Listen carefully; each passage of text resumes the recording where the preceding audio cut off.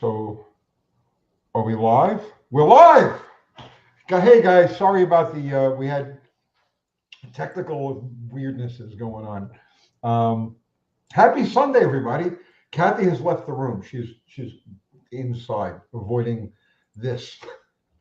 And we've got Mexican Spec. So tonight we want to have our mods come on with us. So we got Mexican Spec here now. Zero should be along in just a little while. I invited Dr. Art to see if he wanted to pop in. Fubar he's in the mountains, you say? That's what he told me last Wednesday, I think. Yeah, Okay. that's where he was going to be. All right. So no Fubar tonight. He avoided the last one too. With the same excuse. Yeah, I think he's camera shy, I guess. Yeah. That's all right. He can pop in. Doesn't have to come on live with us. Mm-hmm. So who we got in here? We got Scarlet Fire, Nick Bruni, 72Z28, Adam, what's happening? Bill McKeiska, Dickie Farley, Josh H. Oh, we got all our regulars in here. A couple of new people. Ryan S. Kelsey Cunningham. So hello all. So what's new and exciting in Mexico, man?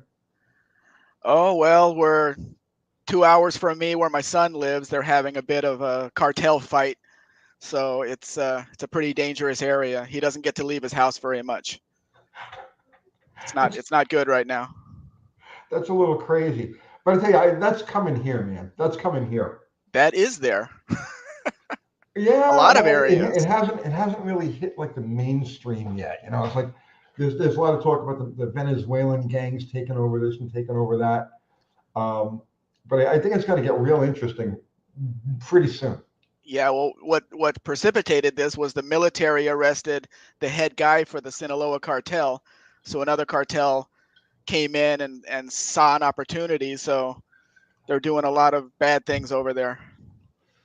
Uh, but you're cool where you are, right? Yeah, I'm cool, but if I have to, go out and buy a car and drive back, I have to go past that place. And there it says they're blocking highways, they're flattening people's tires so they can attack you on the way past. So I have to find a way around it.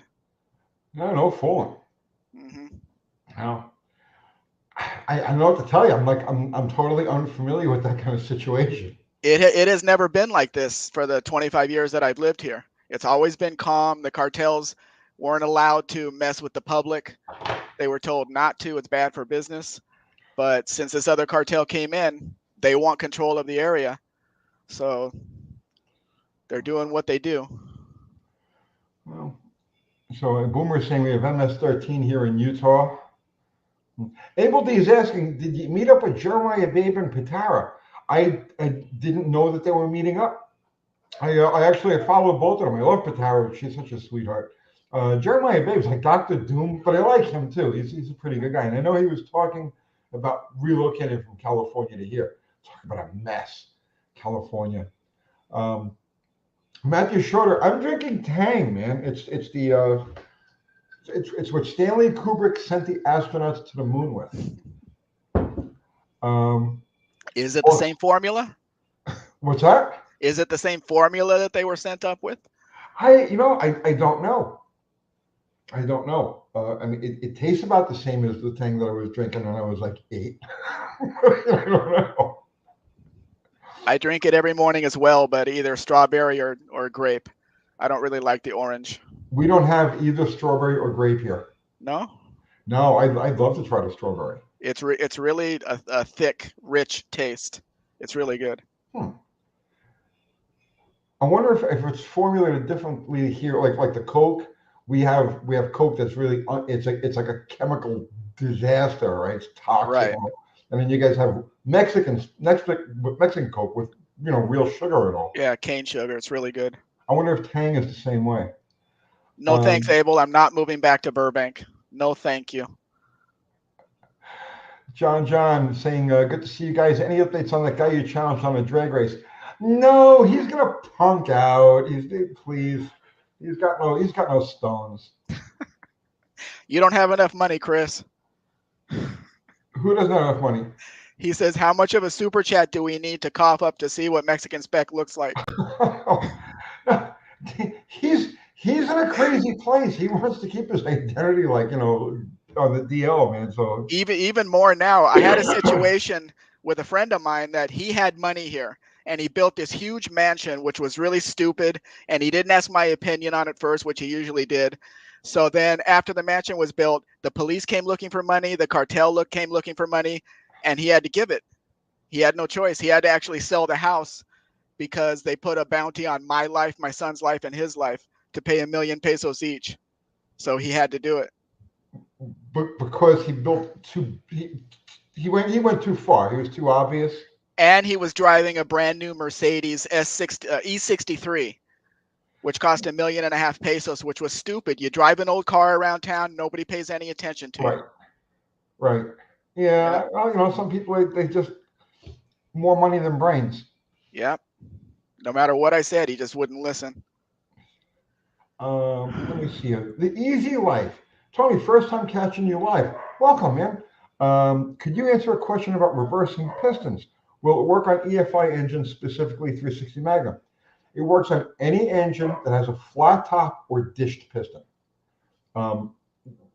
That's it. As long as because a wedge, or actually any domed piston is going to be contoured to the combustion chamber and to the valves, or valve release, something like that. But if you've got a flat top piston, yeah, no, just turn it around. You'll be fine. It doesn't matter what kind of engine it is. I can make that happen, David Woods. I can get you a 90s Ram Charger 2-wheel drive. That's what I do. That's my business. Now, do you send cars from Mexico here to the States, or just deal them there? What I do is when the customer orders the car, I go through, I give them a list, they pay for the car, I go get it, I bring it back to my house, which is halfway between Guadalajara and the border, and I have a bunch of shops here. Of course, our labor rate is like $20 an hour compared to what it is over there. So everything gets paid, gets done here cheaply. I deliver the vehicle to the border, and they come into Mexico to the hotel. I deliver it, they cross it, and they register it over there. Okay. And this is an ongoing business that you've been doing. Yeah, I haven't sold a lot of them, but Jason, who's one of your followers here, he lives in Arizona. He had to get a special identification card to be able to cross cars on behalf of the buyer. Otherwise, the buyer has to come into Mexico. So now we're set up for him to come in and get the car from me, and then he can cross it and deliver it to the border to the buyer on the U.S. side, so they don't have to come in anymore. Okay. But I sold him a 1982 Ford B150 Carryall, which is like a pickup that they turned into a suburban type thing, and he's fixing it up really nice. Okay, Dr. Art has entered the house. Hey, Dr. Art, if you want to join us, man, I'll have Kathy email you the link. Hey, Kat, I should call her. Let's call 72 Z28. It cost about $400 to get it across the border, which is $250 for the customs agent to do the paperwork and the duty at the 2.5% tax, and then whatever your state charges for title transfer and tax on the purchase. I make sure all the documents are correct, and you can, unless you're in California, which Mexican cars cannot go into California. So. Hi, Kat. How are you? Good. Could you send Dr. Art the link? Yes, there are old Jeeps in Mexico of all kinds. Okay. All right. So I just saw a question here. I wanted to. Ryan, my 81 Virago project is interesting. They're interesting bikes, but they're very weird. The bike needs a lot more than what I thought at first. Do you know of anything interchangeable from XS bikes and the Viragos? I know they're vastly different. There is zero interchangeable with the XSs. Maybe like the triple trees. I mean, I can't think of anything else. Yeah, they're really on their own. Hello. Hey. It's Kathy Bananas. Hey, everybody. Do you want to sit in on this? I'm going to sit. She's going to sit in on this. Yeah, come closer so they can see you. It's the smog stuff, Abel. They It would never pass. You don't have to come here. You're a blonde. Blondes No, don't I'm have to good. come. I'm good. I'm so tired. Ah. right, who else I'm going to? Dr. Art. And then Zero should be I here. gave you the link. Well, he's not home yet. Oh, okay. Abel D is asking Mexico. He's saying it's surprised you can't take Mexican cars into California. I'm looking for Dr. Ort's phone number. Let's see. Not the text messages. What is it? Okay. Chevy Hemi. Got an easy question. Using solder to fill a carb jet to resize it. Any problem with that? No. But people have been doing that since, for as long as there have been carbureted jets, people have been soldering them closed and drilling them back open. So no, you won't have any problem with that. You can't agree on. Hey, Charlie, how are You you? don't have to work. Yeah, he says I unfortunately have to work. I won't be able to. Wayne, Ah. I can ship a 1966 and before model into California. That's it. Anything 67 and newer needs a smog. At Previous least the to first time. nothing without a PCV valve, in other words. Well, in California, if it's 67 and newer, it has to be smogged the first time. Then it's exempt if it's between 67 and 75. Most people don't know that. But if it's 66 and back, it can go in with just the paperwork and they'll give you a title and plates. Yeah, Douglas Self is saying you can't even buy things like a trunk latch without it being carb approved. Because it's a shakedown is all it is. There's nothing valid about any of that nonsense. It's a shakedown. So yeah, everything's got to be carb approved. Just like when you buy a package of like bolts and it says, you know, this could cause cancer in laboratory animals or whatever it is. Hey Jay, how are you? Fun with cars. Let's see. Chevy Hemi, thanks. I see no one telling that side of rejetting. Well, because most people just buy the jets that are appropriate, you know. But if you're dealing with an oddball carburetor or you're going for a size that isn't available, which it's kind of hard to, you know, because everything is available. It's not really, you know, that's one of those things where if you're in the middle of nowhere, you know, let's say you're at a race and you need to make a drastic change and you can't get your hand on the jet you need, you in a pinch, you can solder it and re-drill it. But it's not really a common thing. Most of the time you would just buy the correct jet. Tony, Jason Fitch is in the chat. He will be the one that is helping cross the cars from Mexico to the US. Oh, okay. So where is Fubar? Yes, everything is known to cause cancer in California. Fubar is in the mountains. Oh, he ran away. He ran away again, yes. Okay. Thanks, Paul. That's a very famous voice. Oh, yeah. Just a reminder of Knight Rider. Hola, Dan. How are you? Russ Peter Derelicts, what do you think of someone using aftermarket EFI on an RB Cross Ram? So Dr. Art I sent him a link. Okay. Dr. Art, Kathy sent you the link. Kathy Bananas has sent you a link. Well, I mean, I'm not big on the whole EFI thing. Aftermarket EFI. Factory EFI is a whole different story. What do I think of it? Try it. I mean, it's not going to be different than using it as in a single four or let's say dual quad application. Try it. Hey, Silver. How are you? Douglas, yes, but they have a rule if you bring any car into California from 1967 to 75, it has to be smogged once. So it has to go through the whole thing anyway. One car garage. Do you think the EV pandemic will cause a crate motor to go up or down in the future? The EV thing is over. The EV thing is over. Anybody who wants one has bought one. All of the manufacturers are dialing things back. They're like, you know, because everybody's like, oh yeah, we're gonna be all electric by 2030, and now they're like, nah, you know, nope, and they're back to internal combustion engine development. The hydrogen thing is dead in the water too. So I don't. The EV thing is over. It's over.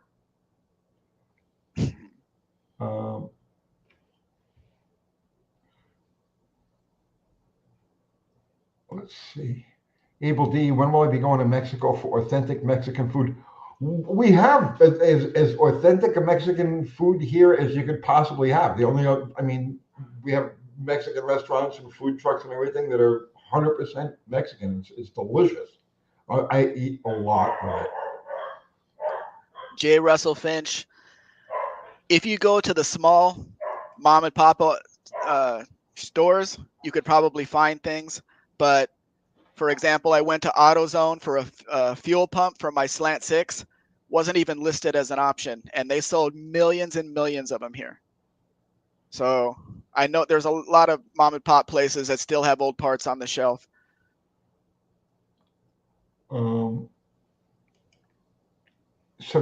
Stellantis is still pushing EVs pretty hard. Stellantis is circling the toilet as we speak. I mean, that company, the whole company is in chaos. And Chrysler and Dodge, or Chrysler, Dodge, and Ram, actually Jeep, all of our brands, it's over. It's absolutely over. And I know that I was watching TK's Garage, and he was talking about the BYD deal. The BYD people are making yet another offer, because this is going back about a month ago, and I did a video speculating on BYD buying, Chrysler and Dodge, and then it kind of went away, and now it's back, and they're making all kinds of ridiculous offers. Whoa! What are you doing? I'm sorry. My phone fell off. She's playing video games over here. No, I'm watching dogs. She's watching dogs run. Sorry. Isn't this more important than that? You got it handled. Wayne, I'm not in Tijuana. I am not near the border. I'm 8 hours south of the Arizona border in Sinaloa. Okay. Dr. Art is backstage. Okay, let's throw him up there. What's Dr. happening? Art, What's happening? man? Hey, Dr. Art. What's happening? What's going on this Sunday night? We're all just living the dream here, you know. Well, look around. That's where I'm at. You're living the dream, you know. Yeah, Mexican Specs, the only one of our mods that can make it tonight. Oh, okay. Yeah, Fubar is in the mountains chasing Bigfoot. Zero is he's got to work late tonight, so yeah, it's just us. Oh, okay. Hey, Tony. Do I? Anybody, you just give a link. Hang on one second. Hey, Tony. Give the link to this person. Marketplace. Oh, Bobby Hill. Yeah. Oh, jeez. Hey, Tony. Yeah. I told TK what you said the other night about please stop with the 2 intros. Okay. Did you? And he just laughed. But yeah, am I wrong? It's like he does like a 15-second thing, and then he does the intro, and then he repeats the whole 15-second thing. Right. It's a little weird, but yeah, I enjoy his channel. He's got his fingers in so many different pots. I've talked to him on the phone a few times about some different things. So yeah, he's a real good guy. All right, do you want to give Bobby Hill? Do you want to give Bobby Hill? 6th Street Garage. I use the Nogales, Arizona border. It's the calmest border of them all. No problems there at all. Well, message him and see if he wants to. Mark, I have no camera. That makes it difficult. And I don't want a camera. Yeah. Does TK do that on purpose? So you purposely watch the first 30 seconds of his video so you make sure he gets the view? Is that his little hook to make sure he gets the view? I don't know. That's possible. He's always done that, though. Always. Oh, okay. And we were talking about him the other night. I mean, yeah, he pops up on my stream every day. This and Stellantis and this guy sold all the babies to buy toilet paper for the tower, and it's interesting. And then Silvery goes, where's Jamie for the first hour till he goes on his? Because you're not regular. Jamie wasn't scheduled to be on here, but if he wants to jump in, I mean, as long as they got StreamYard going, it's a free for all. Yeah.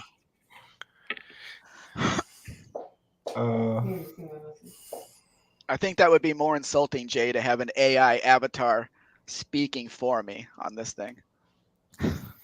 That'd be hilarious. You could make it like a lobster or something, There are a lot of options. People keep asking this. Silver Eagle Cobra, why no Kiwi constantly? Kiwi's had a lot of problems. He's been in and out of the gynecologist so many times, and it's prayers for Kiwi.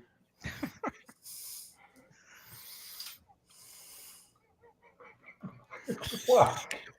I could see the look Kathy's giving you now. What? I could see the look that Kathy's giving you off camera. I'm not even looking at him. I'm looking at my phone.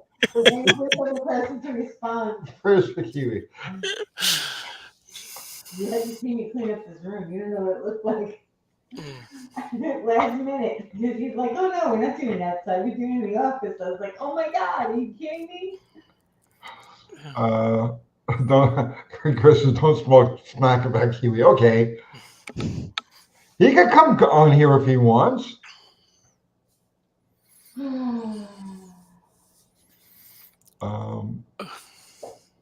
What's this now?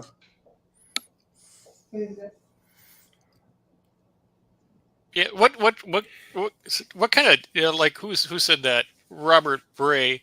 Yeah. What was the deal with Trump being flipping French fries at McDonald's? What was the point of that? I don't understand. His point was that Kamala said she worked at McDonald's working fries, but she never did. So he went in there and did it to show that he could do it. Right. She claimed that she worked for McDonald's, but they went through the records and she was never on the never there. Well, she lies about everything. So what are you going to do?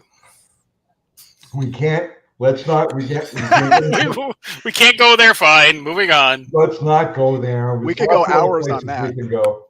Mm-hmm. Led Zeppelin. I've talked to that guy in the past. My brother wants to buy a vintage El Camino. We want a classic car. Dealer yesterday. I asked my brother if he wanted to watch one of your car flipper videos. He said no. Oh, that was a mistake. Hope he finds a nice car that he gets checked out first.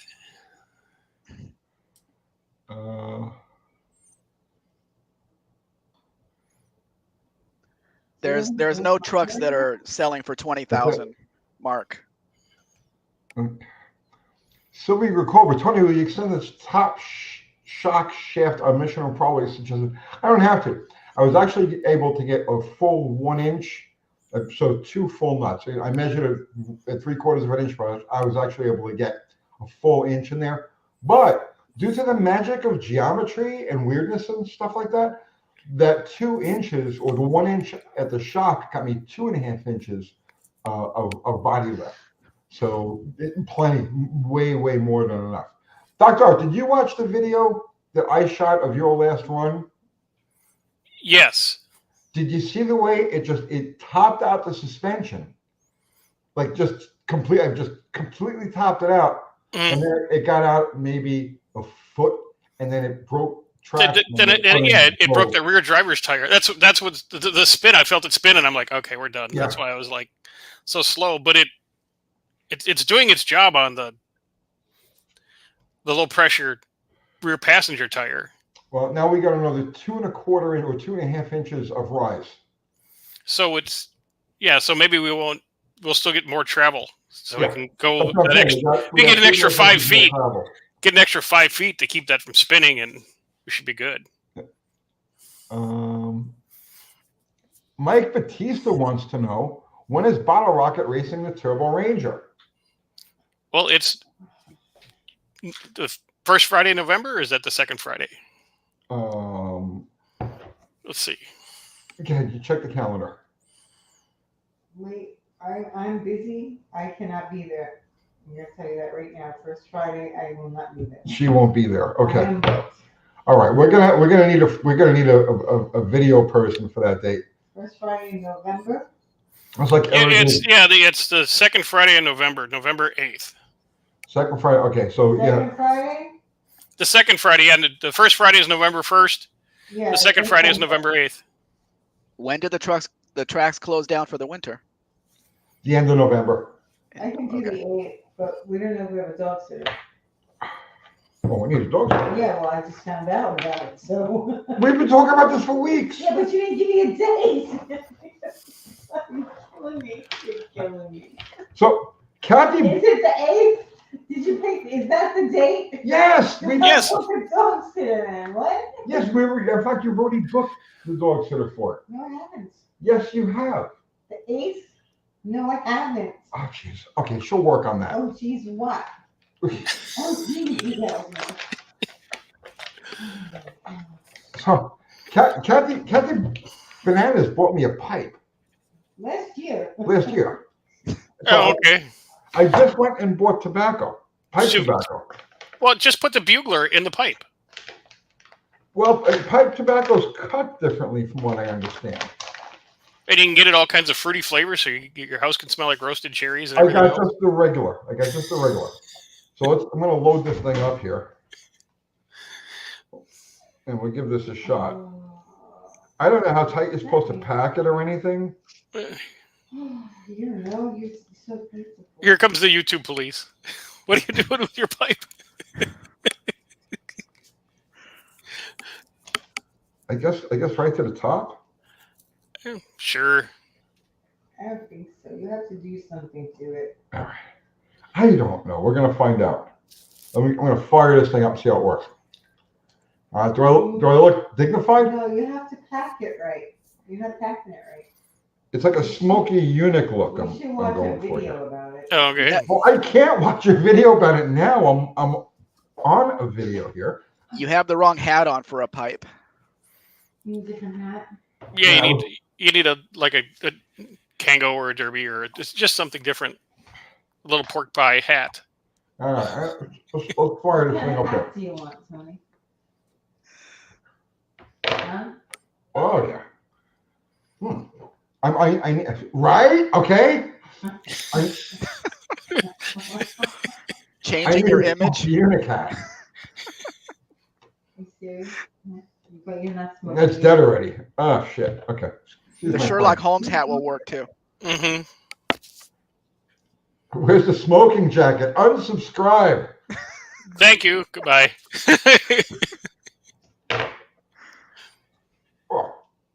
Oh yeah. I like that. That's pretty cool. Okay, let's see. So Tony, yes.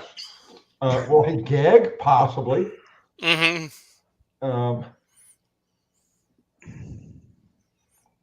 426 Hemis is very dignified. I feel I feel like I'm a higher level of human now. You should. Uh, Nobody can bitch at you about that. let's see. Oliver Brown. Been watching the channel for a couple of years, and we're thinking about moving to the Tennessee area. The weather looks pretty comparable to the West Coast. What is the track season here? End of November, and they open up in March. So you no tracks for about 3 months. Yeah, or thereabouts. And that's just because we get too cold at night and you get too much water coming up. Once it stops being below freezing, they open up. MC, yes, all I do summer. have some. I do have some Volkswagens listed on the Samba, Combis and Beetles. Let's see. We're using a pipe filter. Trying to look like no filters. Let's see. Noah, when is Bottle Rocket going to see some track time? Well, we've got a date. We're going out. We were just talking about that. The second Friday in November. Dr. Art is going to follow Bottle Rocket. I can't be there. What? I definitely can't be there. You definitely can't be there. No. All right. We're I going to have have. an agility trial on Fridays. Jeez. Okay. So we're going to need. We're doing OGs. We're in the league. I'm in an agility. I know. I can't miss it. I know, but this is a grudge race against Dr. Art. I understand. I can't miss this trial. on Okay. Friday. All right. We're gonna have to come up with a videographer. Do you have a different date? Maybe. Uh, Do we have to go on Friday? Yeah, let's test them tonight over there. I think Kiwi knows how to use a camera. No, you don't. I have this phone. This keeps going out. You have to pack it right. Let's see. Let's see. I'll Google a video for you. Let's see. Try to pack a pipe. Well, let's see. Richie B. The ultimate taste in pipe tobacco, retrohale, in through mouth, out through nose. Retrohale? I don't even know what that is. It's dead again. Okay, this could get frustrating. That's why they sell special pipe lighters. How to To keep it catch the going. pipe. Oh, these are, okay, this is a 3-minute video. It's very smoky. Yeah. The- You can watch the 3-minute video. All right, let's see. How to catch the pipe. a tweed jacket with leather You patches should on the have a elbows. hat, Tony. I have one of them, but I don't smoke a pipe. But So who's tonight's guest? So the unidentified person there in the upper right corner, that's Mexican Spec. He's one of our mods. And then underneath there is the legendary Dr. Art from Dr. Art's Hot Rod Rehab. I'm disappointed. I'm not. On Wednesday nights. I'm disappointed. I'm not a green screen tonight. You know how to keep your pipe lit? Is that what you Well, I don't want to watch that now. I have to pay attention to this. This is important. Eric Swenson says smoking a pipe gives off a master of Mopar wisdom persona. Yes. Now you have to see who copies you. Okay, this is kind of rough, actually. Do you guys see me as a green screen on screen? No, No, a blue blob with a white like target in the middle. yeah. I was green last time. I like the green. Huh. Okay, Richie B is saying you have to feather the flame, draw smoothly and consistently. Just constantly. Just I all think it's such a and not let up kind of till it's pipe empty. layer. Like the layer that you use is not the one you This is going to take some getting used to. Let's see.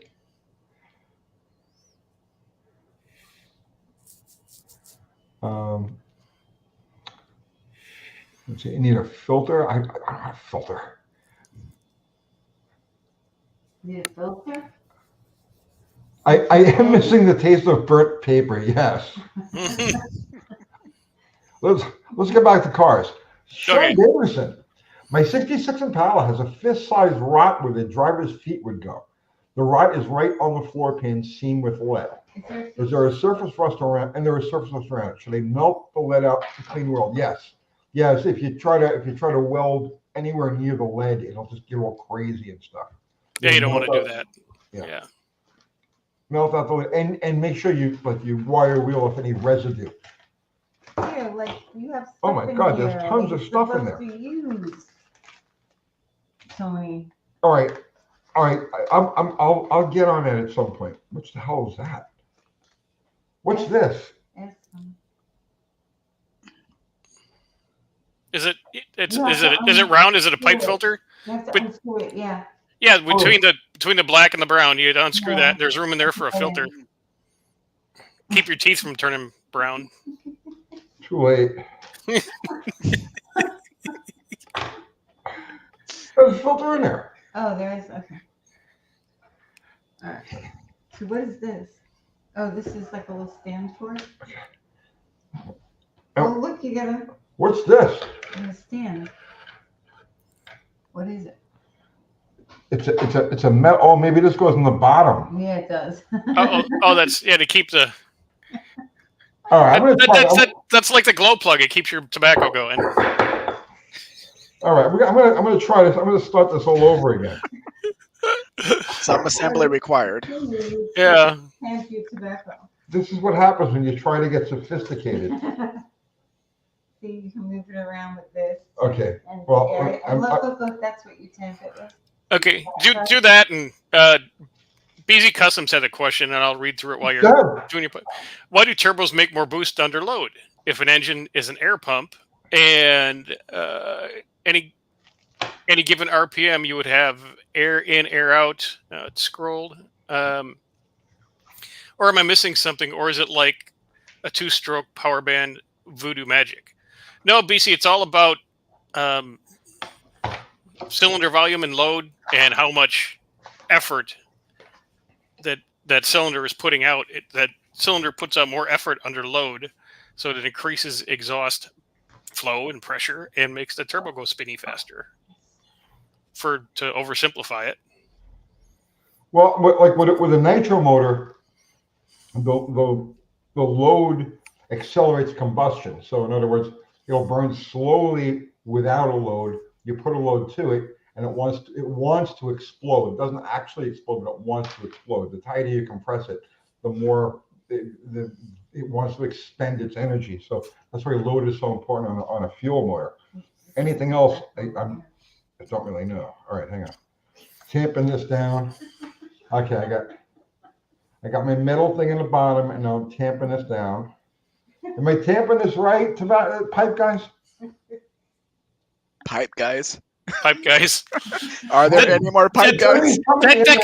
That's a whole new channel. Uncle Tony's pipe. Uncle Tony's pipes. Yes. Yes. People will think it's a different type of pipe. Right. All right. Well, so by the time the people that would watch it then would realize it, you'd get all the views. So. That's true. Okay, let's talk cars. Let's get back to cars. Yeah. New City carpet. UT, I'm looking for 500 RPM with a 389 Pontiac.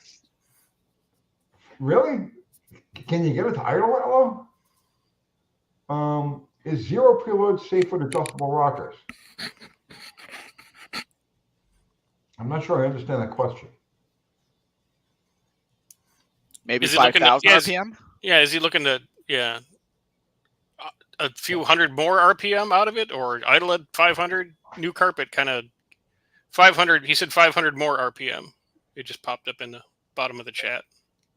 But yes, zero preload is safe with adjustable rockers. Zero preload is really what you want to shoot for. The reason I don't use zero preload from the factory is because under certain circumstances, you'll get some tapping.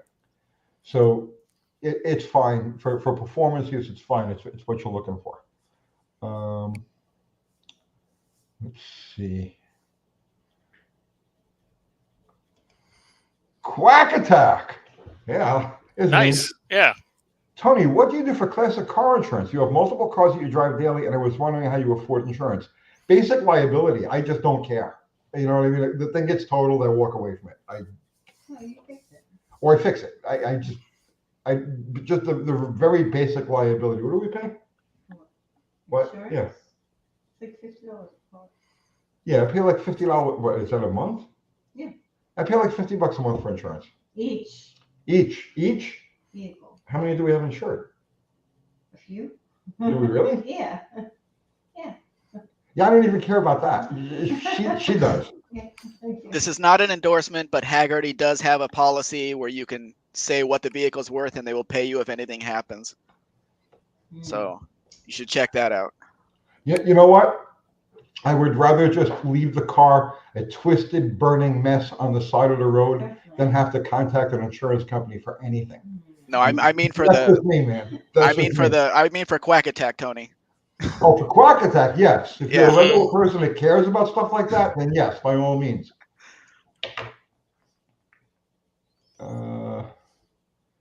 Let's see. Merle Haggerty.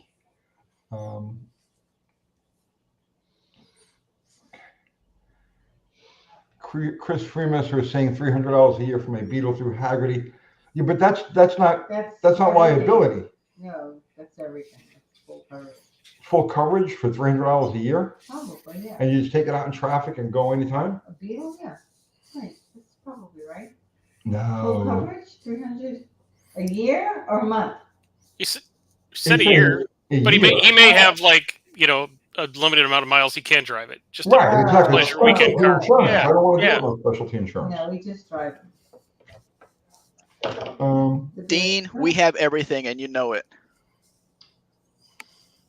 Thumper is saying, I run basic crash and burn minimum insurance on everything. If it gets hit, I will fix it. Exactly.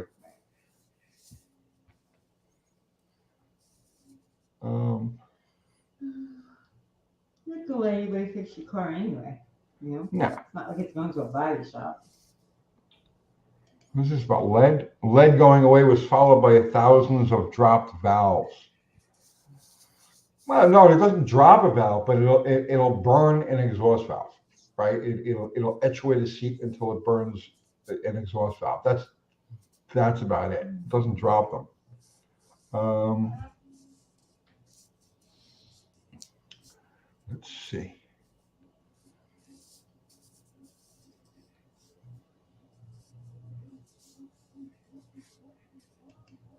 Fun with cars. Have you ever run an engine on an engine stand? Yes, of course. What was the last one? What was the last time we ran on an engine stand? Probably the junker jet motor. Well, that was a No, whole. no, you ran the propane one.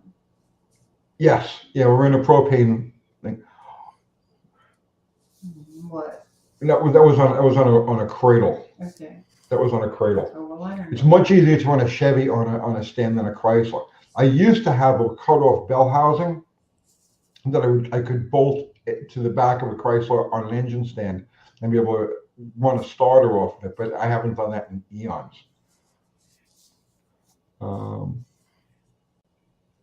Let's see.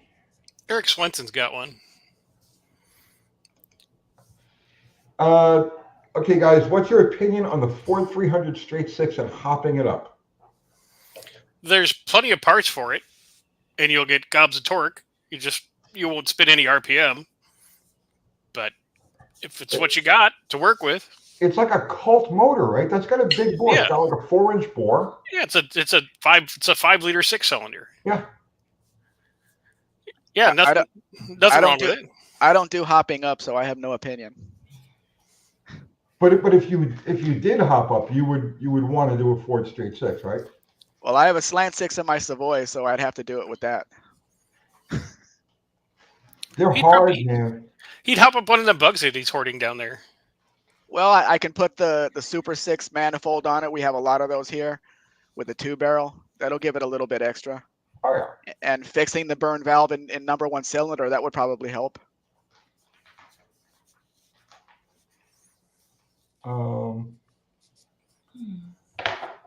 The easy life. Do you think dimpled pistons are going to take off? They're getting big in diesel circles right now. Combustion chambers. I've seen dimpled combustion chambers. I haven't really seen dimpled pistons in the car world. Have you? Nothing. No.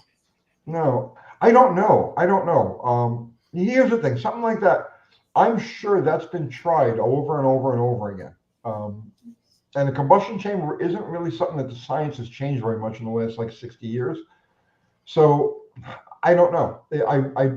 Its benefit, if it was a go-to thing, like to just universally do it, it would have been incorporated 50 years ago, 60 years ago. So I don't know. And that's the thing. They're going to fill with carbon. So the Chevy Hemi is saying this dimples lasted a week as far as they've seen. Exactly that. They're going to fill with carbon. Mm-hmm. Okay, this is something maybe you guys know about. I don't. But I've been seeing stuff on opinions on the Porsche 6-stroke. I seen that, and I'm like, oh, this is just clickbait. And I didn't even. You didn't look at it either? I didn't look at it either. What No. would the extra 2 strokes be? Oh, I guess you haven't seen it either then. No. I don't know. Huh? Well, Noah, what's your opinion of it, Noah? Because Yeah. tell us what your opinion is. It's okay, because we have no opinion. So, Kat, could you Huh? get me an animation of the Porsche 6-stroke? Just put Where in would you like me to get that? Google. I don't know. Just put in Porsche 6-stroke animation. Okay. I can. It's gonna Doris. Um, And she says she can do the 8th. she can do the 8th. All right, we have a dog sitter for the 8th. Right, but I know it's just the Joey. Sorry. Okay. All right, what am I looking for? Porsche 6-stroke animation. Tony, smoking that pipe seems like a lot of work. On my phone? Yes. Um, Okay, this is a lot more work than it seems. Thumper is the Say stroke it again. Force what? 6-stroke animation. So Intake, sadness, compression, disappointment, power exhaust. Force six. Okay, hang on. are those really the extra 2 strokes that they Yeah. added? Sadness and disappointment? Yeah. Well, it is a Porsche. Yeah. Oh, okay. Here, I'm gonna watch this animation, and I'll give you Okay. let's watch this animation together. Is this a copyright infringement? Um, I think it is. Okay, that's gonna stop it. I don't care. What do you mean you don't care? What the hell is going on I there? don't know. Is it like some kind of 2-stroke? Is that what the reliefs are? I have some message. That's I don't know what's going on there. I see a regular 4-stroke. Oh, Seth, thank you for the super chat, Seth. Tony, I need advice on push button cable shift setup for 904. Resell the training on my 64, reinstalled it, and can't get the shifter park cable to work. There's 2 separate cables. You got to show a shifter cable and a park cable. Dr. Art, you literally were just messing with the cable shift torque plate, right? Yeah, but it's a single cable. Oh, that's right. That's right. The push buttons are dual. Yeah, mine is just one big, just like a floor shifter, but up on the dash. It's just one cable. Seth, I'm not. It has to. The 2 will work independently of each other inside the transmission. So your issue has to be in the actual button mechanism. But I without having one in front of me, I couldn't really help you with that. Okay. Use factory manual recommendations to reinstall the cables. Had a helper hold down the reverse button before installing the cable. Why did you have to hold down the reverse button? When you put it in park, it pulls the reverse button in. Right. Huh. Oh, pulls the neutral in. Pulls right when you park, it pulls neutral in. Well, that might be the problem. So why would you hold the reverse button in? Right, you wouldn't. You would hold the neutral button. That's probably where your problem is.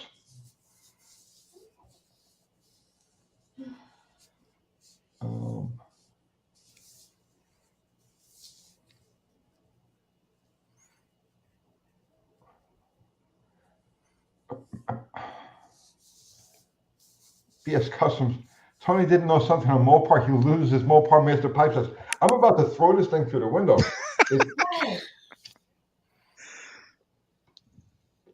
got to keep firing it up over and over again. Well, that's the trick. You blow V8 and you relight like you're pondering your next bloviation, and then you bloviate some more. And dude, I never counted the bloviation factor into this. And that's right. what it's all about. You got to get your slide rule and your little jacket, and with the pocket square, and bloviate and smoke and go, I am fantastic, and take another puff. And Pipes are for people that live a slower life. This is why I pay you the big bucks, Dr. Art. You get it's a whole different head. It's not just an accessory for Tony. It's a whole new Tony persona. There's a bloviation factor there. Yes. It's a slide rule bloviation. Well, if you're measuring from Pluto to Uranus, you're not Okay.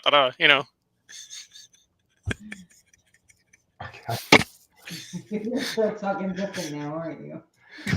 Yeah. Yes. Well, yes, I am, Kathy.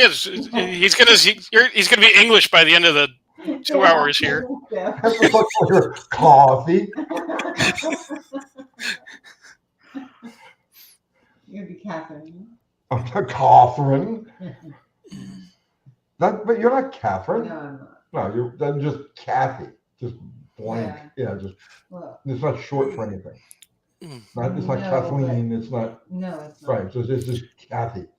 Well, Bananas. actually, they would call me Yeah, by the end of the night, she'll be, darling Kathy Bananas, coffee, please. I knew a Catherine. She wanted to be called Katie, not Kathy. Yeah. Uh, Let the hunting dogs out. They're making too much noise. It's not hunting dogs. I have to get used to the slow life. Have you seen my cars? Have you seen bottle rockets? That's the slowest one. Did they get any slower, man? But we do have beagles and we have a herding, sheep herding dog. So Mhm. that's So I was going to Facebook, and hang on, I gotta find As you this. or me? What? As you or me? As I don't even know. Hang on. I think Justin hit it here. He's like, it's Sir Tony and Lady Kathy. Yeah, lady. Liddy Coffee. Lady Kathy Bananas. Oh my God. There it is. So this came up in my memories. Oh come on! Oh come on! This isn't let me do this. What is it? It's Just a, say what it is. it's a picture of our old house in New York, Oh yeah, or the apartment in New York. How old is that memory? pretty old. Pretty old. Continue without backup. Okay. There it is. Okay. So I gotta. I don't know if you guys can see this. So this was a picture, a real estate picture that they took. I didn't know that anybody was taking this. This is from 1986, Yeah, or 87. 1986, 1987. So that's the house I lived in. That's my apartment. What do you see in the driveway? It's hard to see. What is it? It's a funny car. Oh, yeah. It was a long time ago.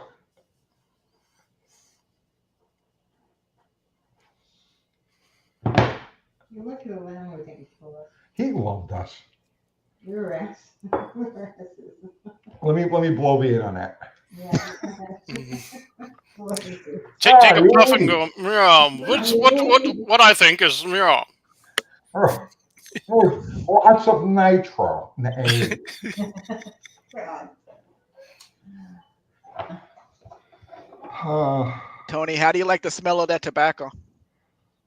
It's just plain tobacco. So it smells like regular tobacco without the extra Yeah, burned it smells better paper than regular thing. tobacco. Really? Yeah, it smells better than cigarettes.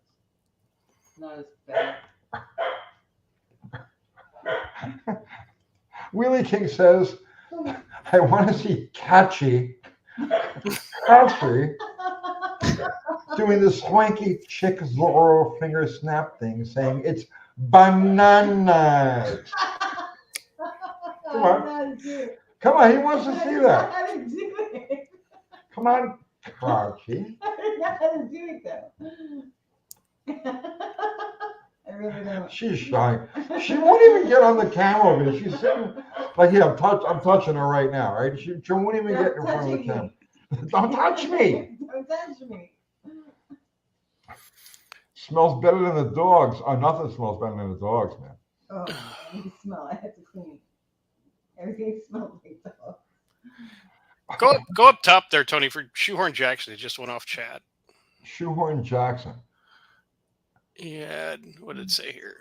I put the AC on. Yeah, put the AC on. Hot and Yeah, is there a huge advantage using a Windsor block with Cleveland heads? I heard the Cleveland block is stronger.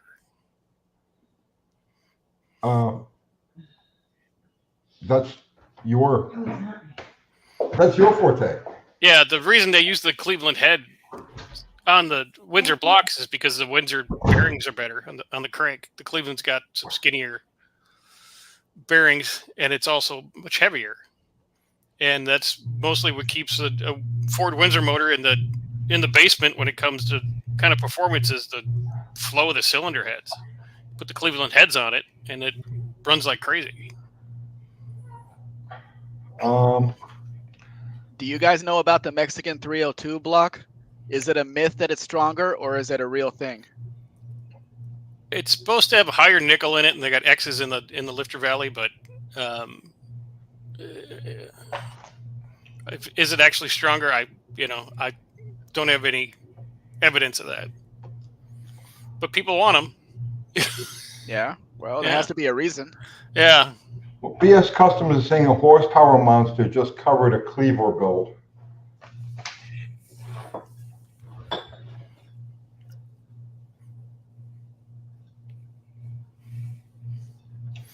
Isn't that basically what Andy's engine is?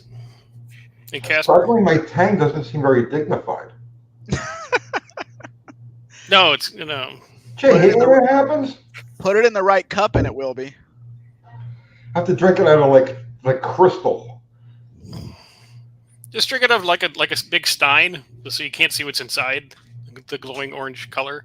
Or tell people it's a tequila sunrise. Yeah. Now, see, my problem now is I've got to time my bloviating.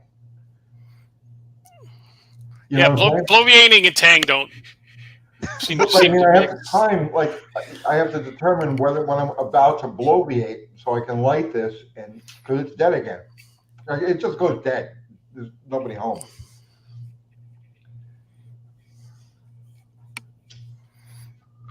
Well, here's how you have to do it. Hang on a second, I have something.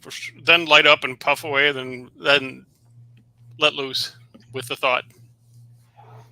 It's like a dramatic pause to collect your final thought.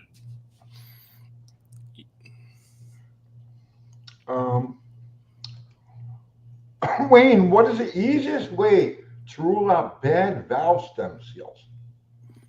Oh, what's that? Perfect. This is only a 2-hour live, Tony. Yeah. I got bloviate, yeah.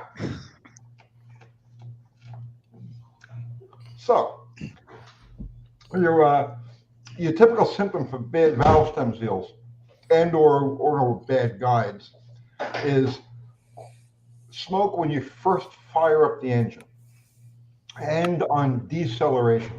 So rings will give you smoke on acceleration. So you give it gas, revs come up, and it'll be pushing oil at the back. But now if you get it on deceleration, it's sucking oil through the guide and burning the oil. And like I said, when you first start it, oil smoke, when you first start the engine, that goes away after a couple of minutes, that's generally symptoms of bad guides. Would you guys have anything to add to that? No, how could we? No. The pipe master has bloviated. Nothing else needs to be said. That Yeah. has happened in many cars I've had, so I agree. Yeah. They agree, and they don't even smoke one of these things. Oh, it's all dead tobacco in there. You have to learn it. I blew through the whole thing of tobacco already. No wonder this stuff is so cheap. Okay. I'll have to reload. You know what? That's good for your ADD. Gives you something to do. Sure. Keeps you occupied. All right, I'm just gonna park that thing for a minute. I may need to have a cigarette. Well, the pipe's like a full-time job.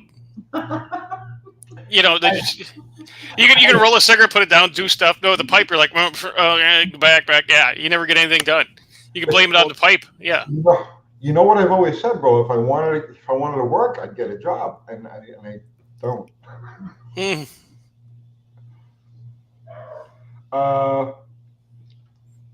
supposed to be relaxing. There was nothing relaxing about that. It was a lot of work to keep that thing rolling. You don't have to. Because I don't know how to do it. I got to get used to it. Okay, let's see. Chevy M uses a pipe as like a child. Tony, didn't you feel like you bought yourself a job with the coffee houses? No, I love those places. I love the chaos. I made chaos all the time. I miss that. I didn't actually work. I had the people who hung out there, the regulars. I made them work. I just watched and instigated. That'll work.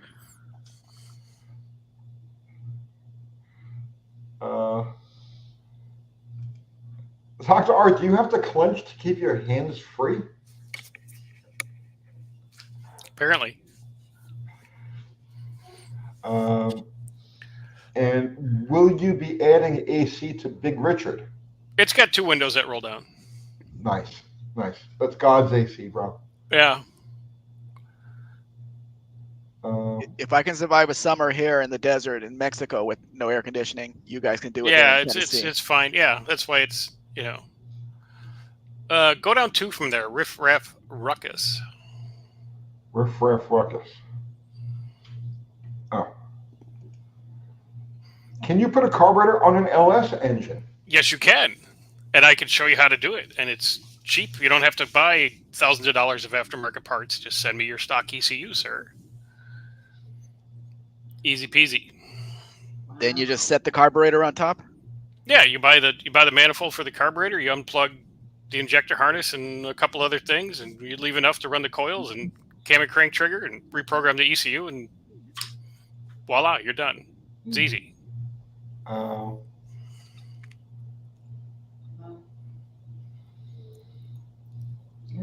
BS Customs. Tell us more about the punk shows at the coffee house. I have something I can actually show you. Here, Dr. Art, take over for a second. Or Okay. Mexican spec. Okay. Somebody commented on one of the videos and sent a clip. I don't have an LS, so I don't know anything about them. I have a Magnum 5.9 in my truck. Or you really need to send me your ECU for that too, Mex. Well, you don't really drive it fast, do you? No, not at all. The truck is fine the way it is. Oh, okay. It's got 75,000 miles on a 2000 model. So. Huh? Oh, okay. Me lighting the cymbals for Hearst to laugh. Loud Pipes, Save Lives 69. Can you put a distributor on an LS? Yes, you can. They make a whole retro kit for it, which is hundreds of dollars. Seems silly to me, but yes, you can. If that's what you want to do, you don't really need to. Hang on, guys. I'm trying to find this. How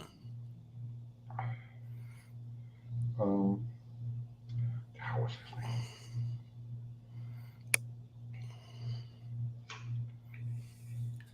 name? Yeah, I remember that. New gas pedal. Loud, I have to chew quietly.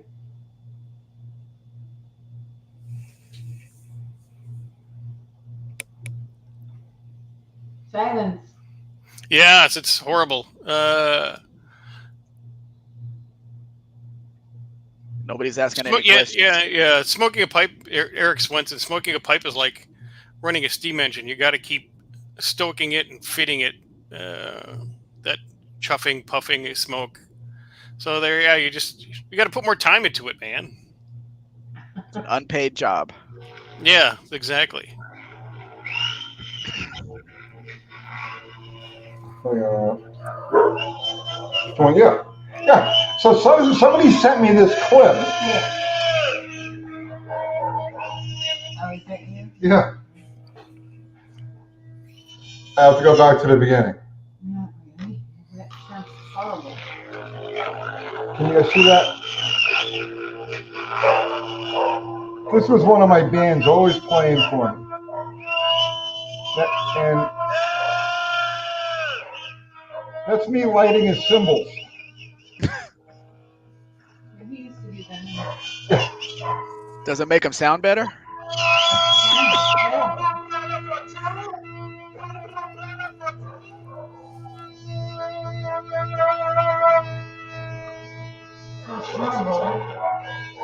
It does, right? Hang on.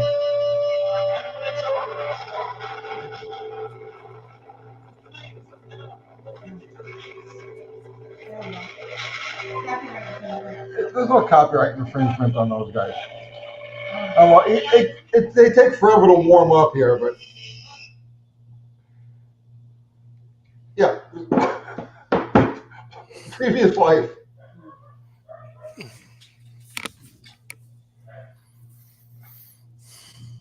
Why is it so quiet? I don't know. It got really quiet. What happened?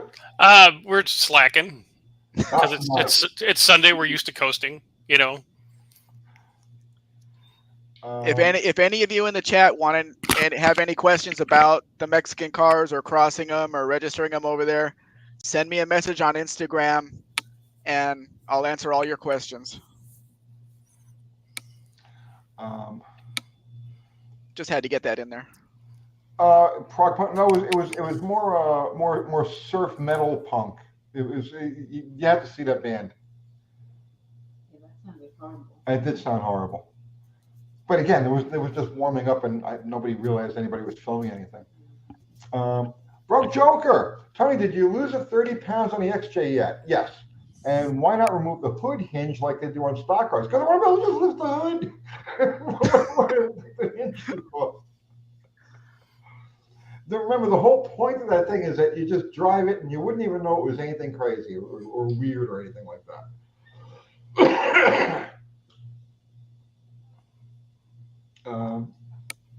Yeah, we could. I mean, we could take 200 pounds out of it, but there'd be nothing left on the inside. And that would defeat the whole purpose. Right. I can get 500 pounds out of it if I really wanted to, but then it wouldn't be mission improbable. Mm-hmm. But now we're going to have an extra 2.5 inches of lift on the hit. That thing next time out, bro, it's going to wheelie. It just about did.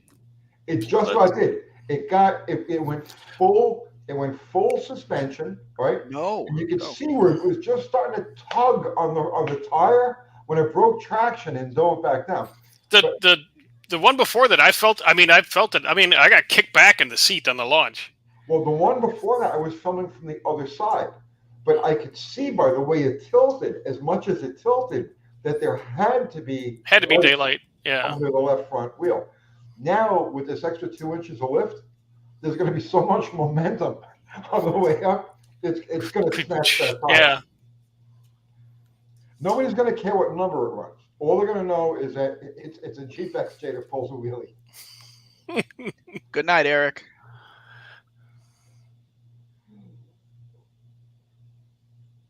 Oh, okay. Wait, back to Seth. The manual said just push the reverse button while inserting cable. Well, okay, the reverse button, I'm realizing what he's saying now. The reverse button is pushing it all the way in. I figured the button might push the cable out the furthest. Yes. If I drop the panel, I'll be able to see the shifter linkage more. Can you see the shifter linkage more?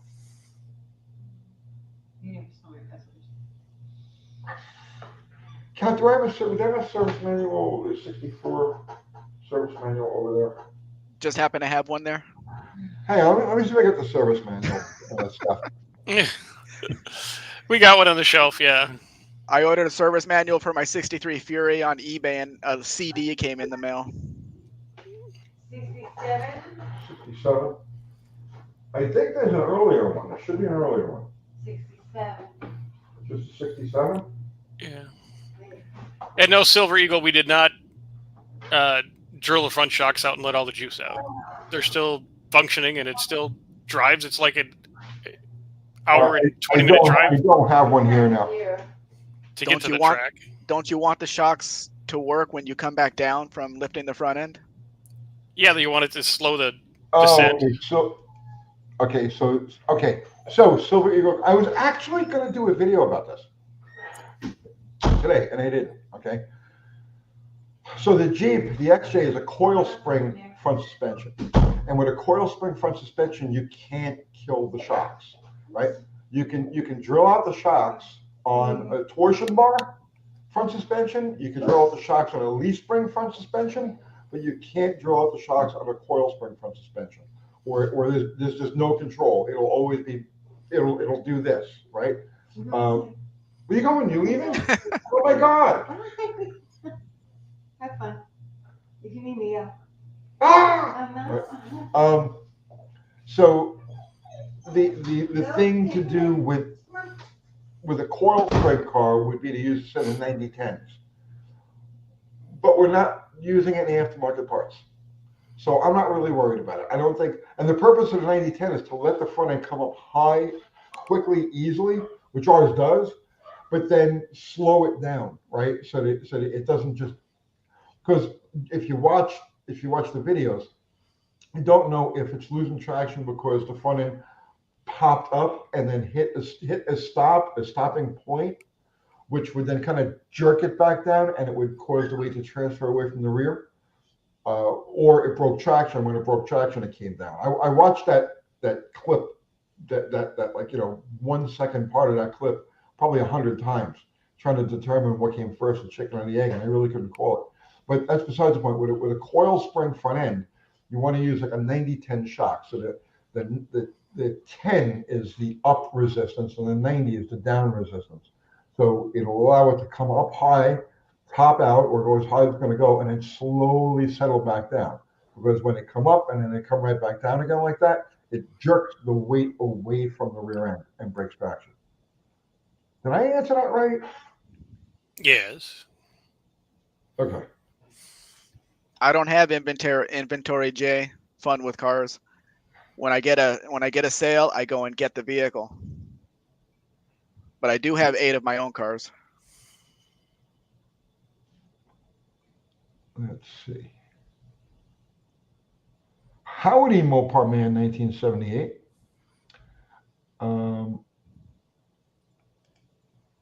Broke Joker ATV. Quick question. I got a 2000 Yamaha Grizzly 600. I can't tell the story I have about that exact quad, but that's all right. I got it running, but it smokes if you hit the throttle. It spits the carb off the intake, maybe timing. Yes. Yeah, so it's backfiring through, yes. Timing or lean. I'm trying to think how you set the timing on that. Lean, or I'll tell you what, check the diaphragm on the, it's a CV carb. Check the diaphragm at the top. I bet you the diaphragm is big, because what's happening is you open the throttle and the diaphragm isn't pulling the slide up and pulling the needle out of the jet quickly enough. So you have a momentary lean spot, and it'll backfire and it'll push the carburetor off the intake. So more than likely, that's what you've got there.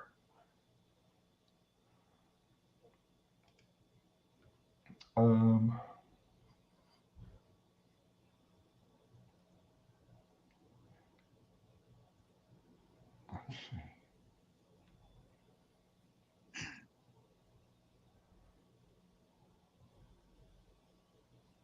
Well, let's see. What's the current fleet count? Sell any more? No, God. And something should go. Something should go. I don't even know how many cars do I got. 1, 2, 3, 4. Wait. 1, 2, 3, 4, 5, 6. 13 or 14 cars, 5 motorcycles. Cars and trucks.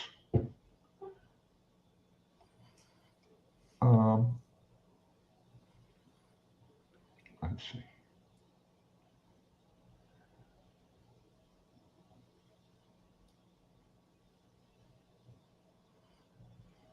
Wheelie King is saying yes. Lean pop, dual carb XR 600s were known for that same issue.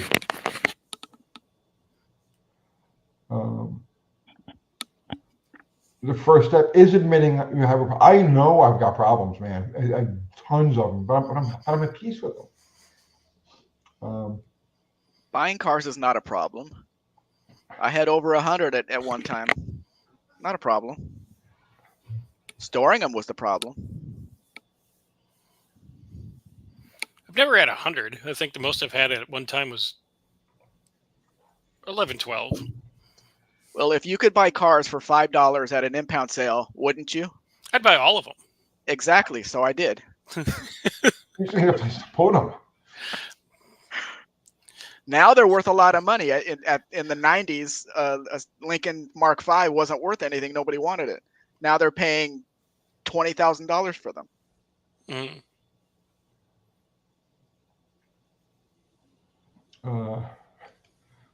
Chevy Hemingway, the problem is knowing which problem is the cause. There's always that root problem, right? And it goes to some kind of childhood trauma. Everything we do is based on some sort of childhood trauma. Only had one frog as a toy as a child, so I need 17 cars. No lie, man. It's something like that. Something happens when you're like 2. Before you can reason things out, before things make sense, it's some kind of trauma that hits you then and forms the basis of the rest of your life. You're right. You're right.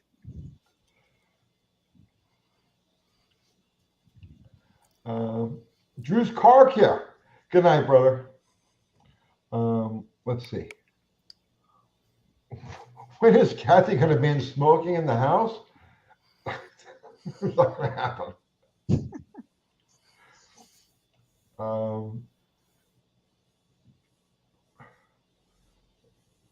Okay, Noah.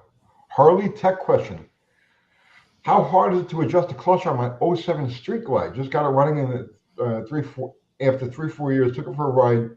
Slipping bad. Primary oil change help. You should be able to adjust it right from the cable. Right from the cable. Although if it's slipping, I mean, where is it grabbing? The question is where is it grabbing? I don't know. I can't really answer that question. Broke Joker ATV. If you're having fun, it's not crazy. Dean Stevens says he enjoyed his childhood trauma. You say it like it's a bad thing. No, not at all. I'm a product of a bunch of different traumas. Let's see.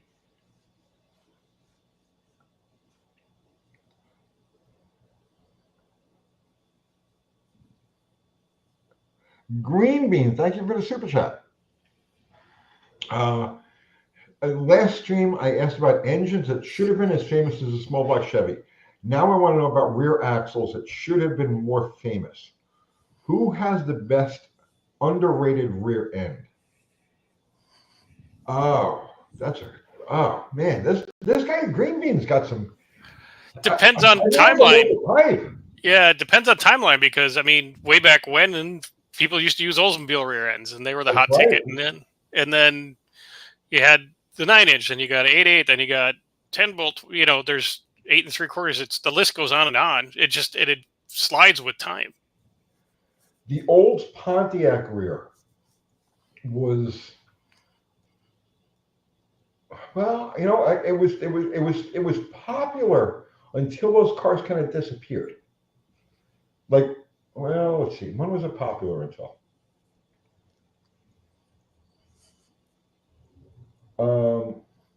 1968, 1969, it pretty much disappeared from. That was the go-to rear for top fuel cars. Right up to the end of the tire smoking days. Once you got to the slider clutches, then they didn't hold up anymore. Then it was 8 3/4, and then 9-inch. The 9-inch didn't really take over until 1972, 1973. But I would say the old Pontiac is probably the most underrated rear. I had one. I had a 1967 Woody Gilmore Flexi Flyer that had a magnesium center section, a Mickey Thompson magnesium center section, old Pontiac rear in it. What about you, Mexican Spec? My mind went to a different place with this question. Well, then let's just. Hello, Olive. I hope you're feeling better today. She just came in. Hey, Olive, what's going on? Sylvia Recobo, Tony, what are you on a mission with half tank? Can't you lose some weight in that area? It's not the place you want to lose weight. I mean, we need it back there. We need it back there. I should run it with a full tank, but maybe we'll do that next time out. I'll stop because the gas station right outside the track, and I'll top it off there. Top it off. Put the extra 40 pounds over, behind the rear axle. Are you good? Are you good to go next Friday night? Yeah. Okay, so next Friday we'll go out and we will smash the barrier. I am not coming home without an 8-second time slip. I got like I told you before, I got the tune written for it already. So Okay. Yeah, definitely. I'm not coming home without an 8-second time slip. Let's see. Jeff Hutchins is talking about the 8.8. That's a good rear, but it's not really underrated. It's people know about it.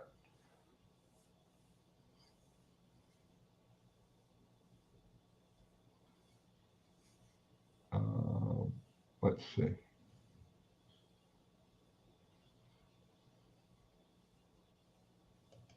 Okay, clutch slips at just about any speed on a Harley. Takeoff, cruising, doesn't matter. Was it okay before you parked it?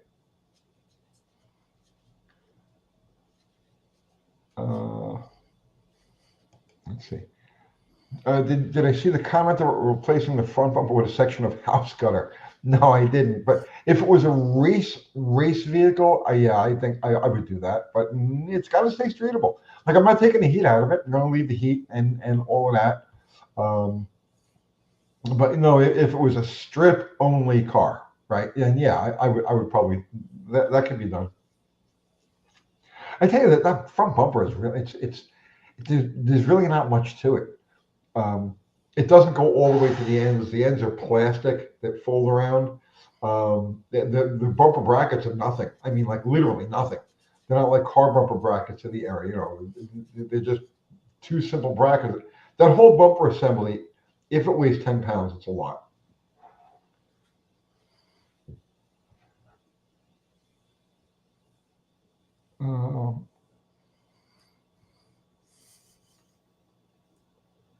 Let's see.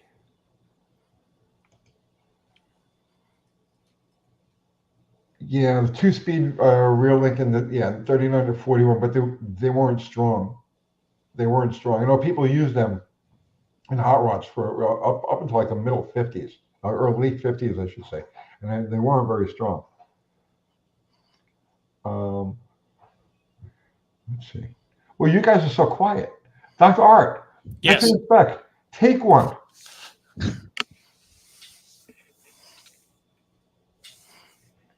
Well, they're talking about kind of nonsense right now.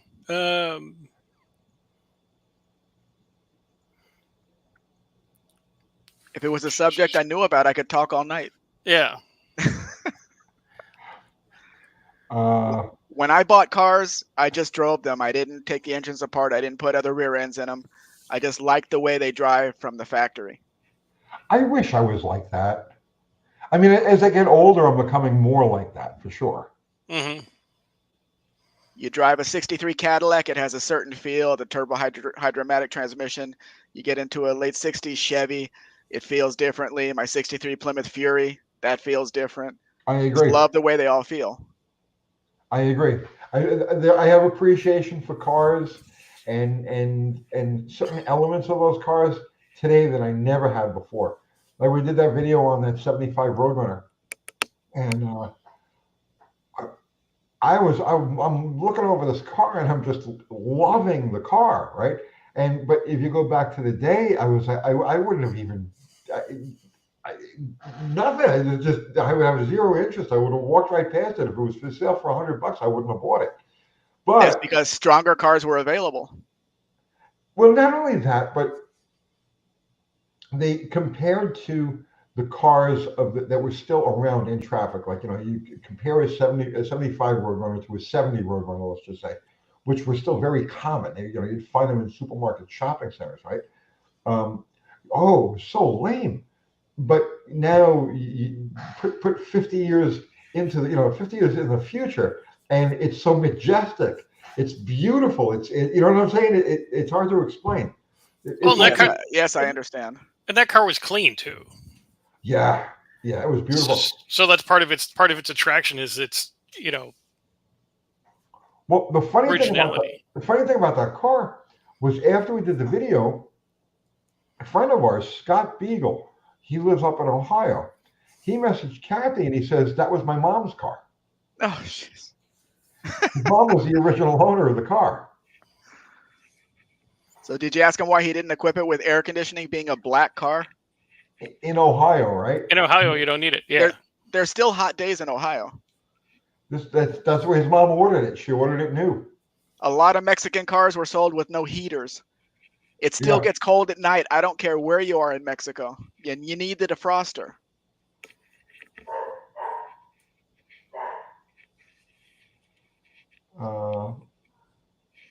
There is one thing that Mexican cars and trucks didn't have, and that's cruise control. Top of the line 1993 Dodge Ram Charger, no cruise control because they just didn't drive on the highway at the time. Aux Auto recently got his socks, licorice, and mac and cheese, and they came with the UTG hats and shirts. There you go.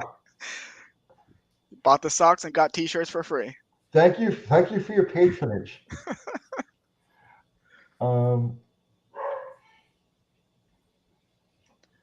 Let's see. Jay, fun with cars. The Mexican paperwork is the original sales invoice. That is our title, our ownership document, and the first owner signs it off to the next one, then that signs it off to the next one. So I have seen like a 1956 Packard that had the original sales, the original invoice, and you could see every owner on there from day one, who owned it next, who owned it next, who owned it next. You can see its whole history there. It's really interesting seeing those documents. Any Cobra guy, what are some of the stupid mistakes you have made hot rodding? Now, I can answer that for Dr. Art, and that would be calling out Bottle Rocket. But,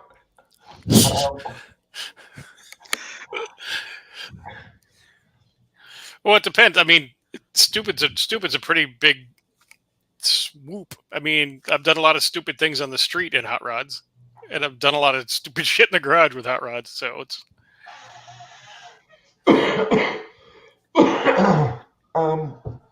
What are some of the stupidest mistakes you've made with hot rodding? Everything I know is the knowledge was gained through making a mistake of some sort, right? If you can make a mistake, I've made it. And probably, yeah, and a bunch of them over and over again until like get through my thick skull. I couldn't begin to name some of the stupidest mistakes I've made. I have a piece of debris.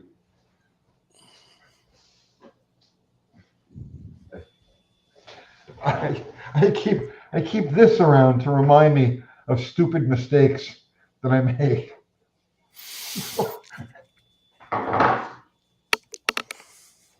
Can I take one, Tony? What's that, bro? Can I take one? Yeah. Yeah. Silver Eagle Cobra. Why a Mexican car, Mex? Are they way cheaper? No, they are not way cheaper. But they are different, and I would say better, because Mexico did not smog out their engines like the 302 in the 84 Mustang, which was the last year for the Mustang in Mexico because they outlawed the V8 engine for the next year. No smog, pure engine, much more horsepower. The 84 Monte Carlo 350 V8 4-speed manual, never sold in the US. You can get a 1980-81 Malibu that came with an inline six, but a 4-speed manual transmission on the floor. Throw a V8 in there, and you have a great car. And not to mention all the custom-made cars just for Mexico, like the Carrioles, which were on a Chevy, Dodge, or Ford chassis. Very odd-looking vehicles that you just can't get over there. So they're unique. Green Bean, thank you for the super chat again. That's an interesting one. Mm-hmm. I have it in my head to put a dually rear under my F100 and put skinny drag slicks under it, front-wheel drive drag tires. Is there a fundamental flaw, big concern with trying to drag race a dually axle? The weight? Yeah, just the weight. The weight. And that big dually axle is gonna suck a lot of power. You're going to have to use those ultra heavy duty truck rims. And more points of failure? Yeah, whatever you would pick up a traction, you're gonna just completely throw away rotating mass, and then some. No, it's not a good idea, bro.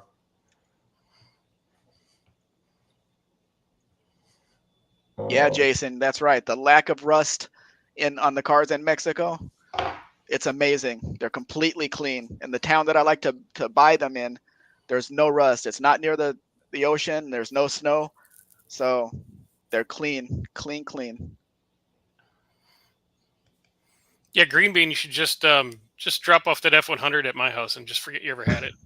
Weight doesn't concern me. It's more for style points. Well, if that's the case, I mean, then why even worry about it? Yeah.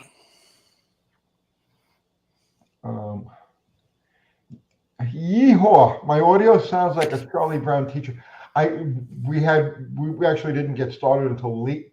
I guess about 15, 20 minutes late because we were having technical problems. So right now we don't even have a speaker. I've got all kinds of speaker attachments and stuff like that, but we're running off of the one that's on the cheapo webcam that I've got. Tony, I was hearing Kathy talking with that other microphone before she unplugged it. I heard it just clear. Oh, really? Well, it was working fine. Well, we weren't getting it. Like there's a microphone, like a gauge or something. A gauge, yeah. And it wasn't showing anything at all. We didn't know that you could hear. Silver Eagle Cobra, no. There's no performance cars here other than like Ferraris and stuff that people have brought in. But Mexico was a base place. People did not put options on their cars. There were no performance cars here. Nothing like that, really. Colt's Hot Rod Garage. Did I miss your question? Yes. Let's go back and find Colt's Hot Rod Garage's question.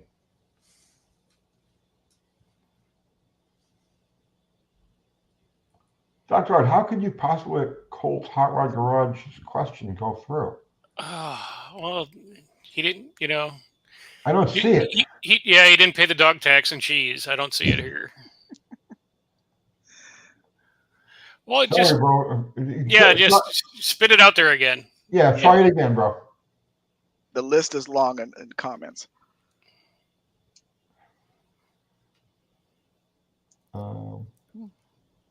Good to know, Chris. No DDG. No DDG. Oh, okay. Yeah, no Dead Dodge Garage live tonight.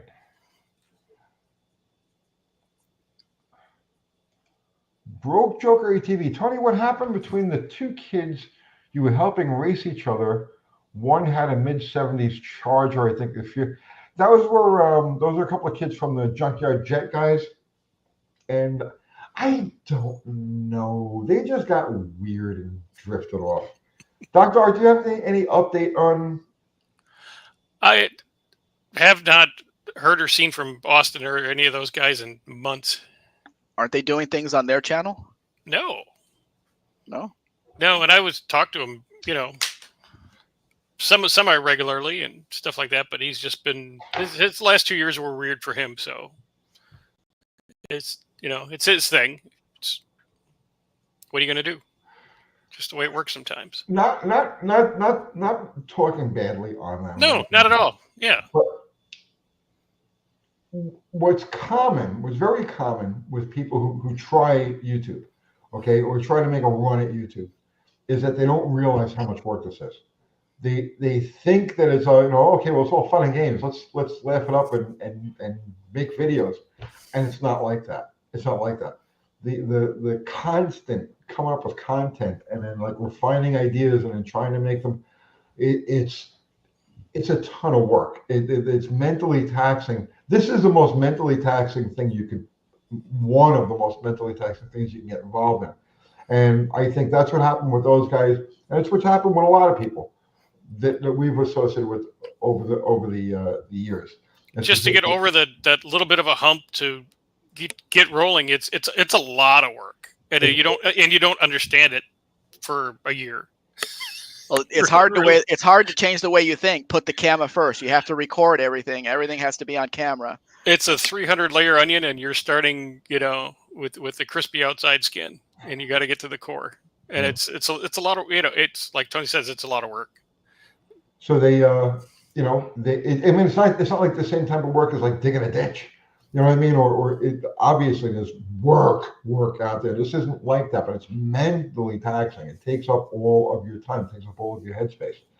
So most people aren't really prepared for that. And what happens is they'll start they'll get involved with an ongoing, with an already running channel or already established channel, and it seems easy because the channel's already established and it already has its following, and it already has its builds, and it has its rhythm, and it has everything that's there. And then when you separate from that, it's like you're swimming without like a set of oars.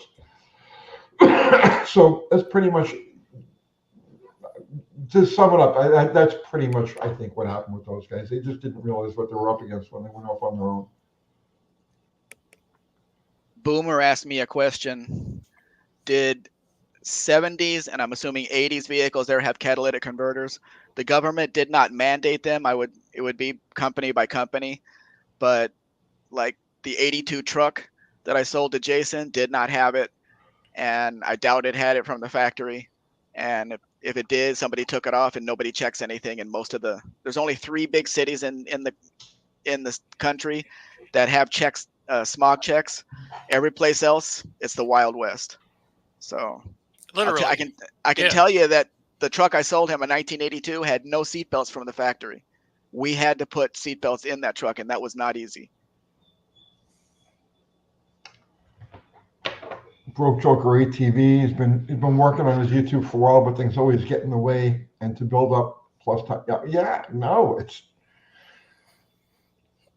this is not for everybody. It's not for everybody. It looks easy. It appears easy. It's not. It's not.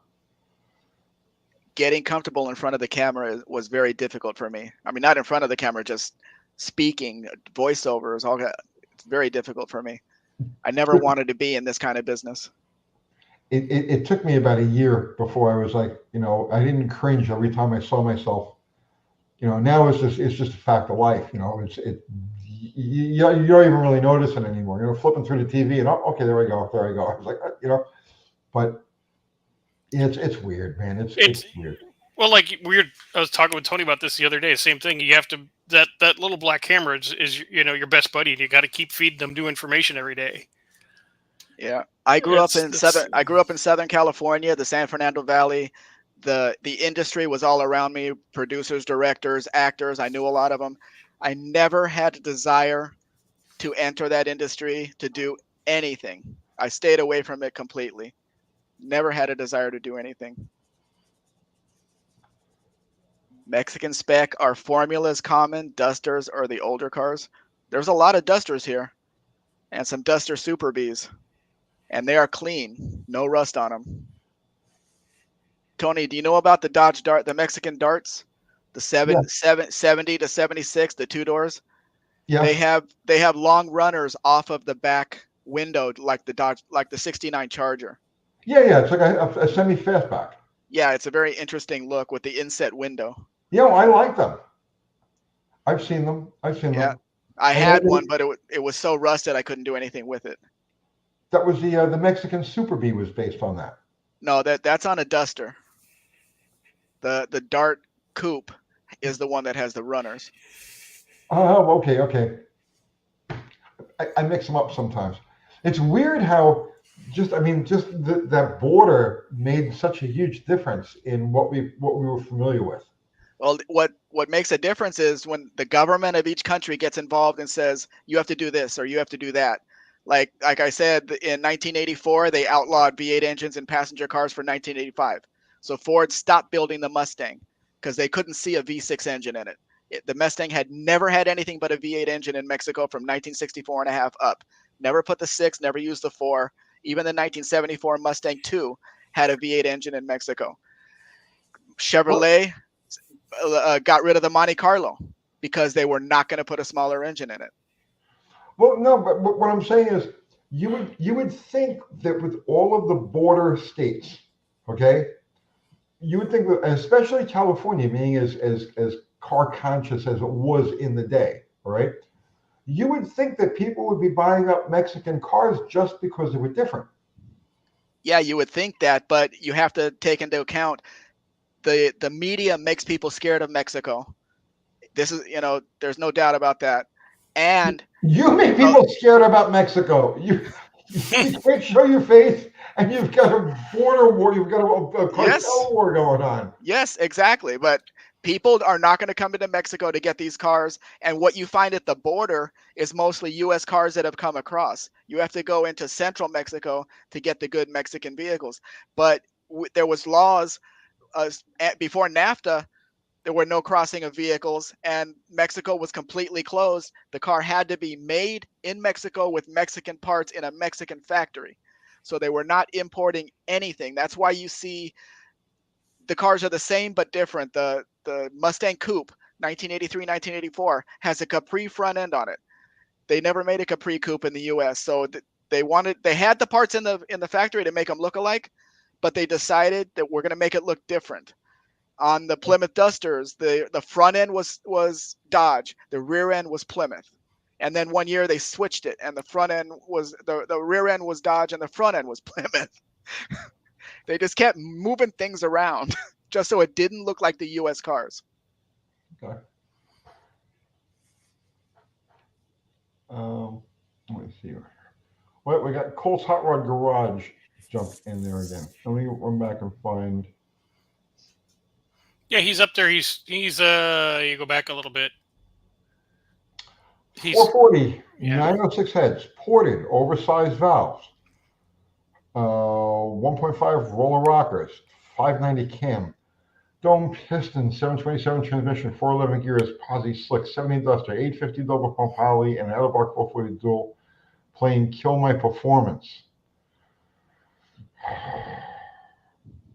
Will and Edelbrock 440 dual playing Kill Your Performance. Well, I mean, you've got a cam that's mid range. No.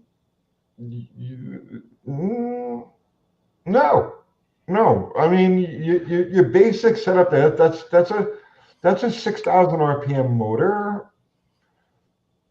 No, I think that's a good. Yeah, I think a single plane would be a better choice, but I don't see where a dual plane is going to really hurt it any. Well, what do you think there, Dr. Art? If it's just his street car, I don't think it's a problem. If he just wants it for like a just race car, he's probably better off with a single plane or like a dual quad setup. But just for going around and being a badass car and burning tires and having fun, that sounds good to me. On a combination like that, the difference between a single plane and a dual plane is going to be like 18 horsepower. You know what I mean? Like with 12 horsepower, and it's going to be someplace between the way up on the end.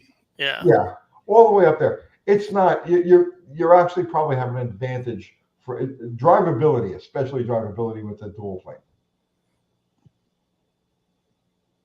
Because ultimately, the single will make more power, but the dual is going to make it more streetable.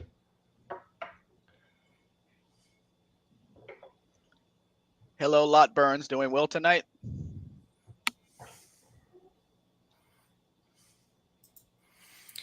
Did your by the way, did your friend ever get back to you when you called him out with the XJ?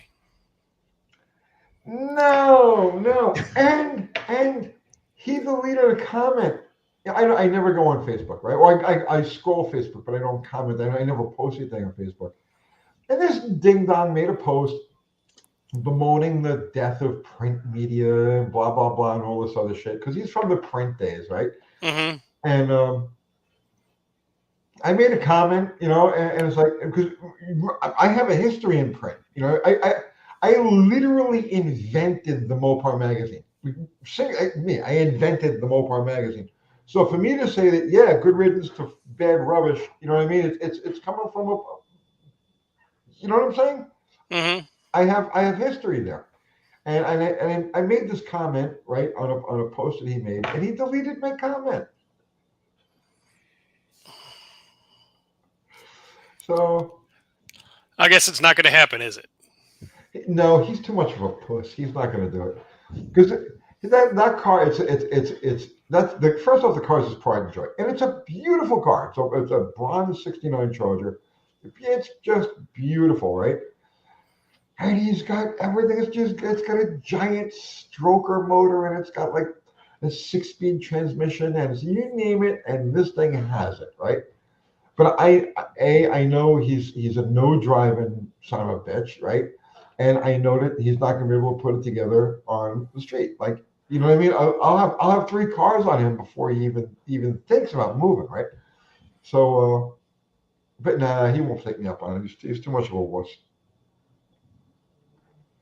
I hate people that want to play the hot rod game but don't want to actually back it up.